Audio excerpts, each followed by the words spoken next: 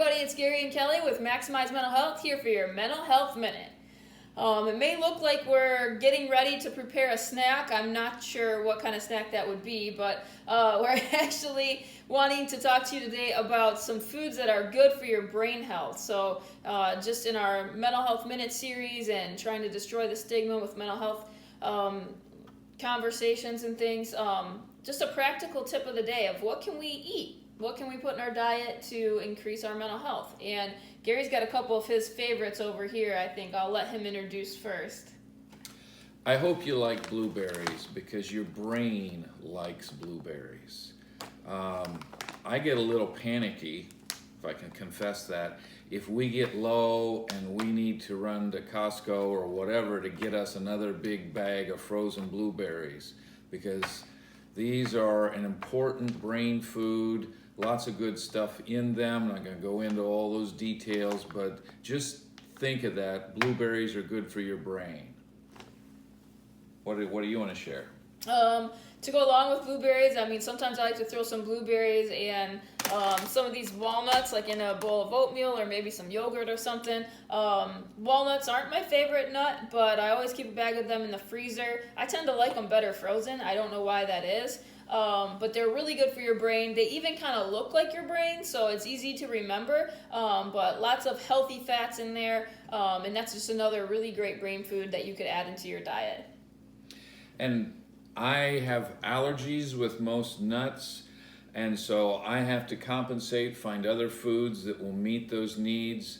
But I think it's really interesting. I can't get a good picture of a walnut, but if you look at one, it looks like a little human brain. Now, that may not be as appetizing of an advertisement there for those, but the nut family of foods are really good for your brain. I'm super happy about this. Now, it took me a little while, to be honest. Dark chocolate.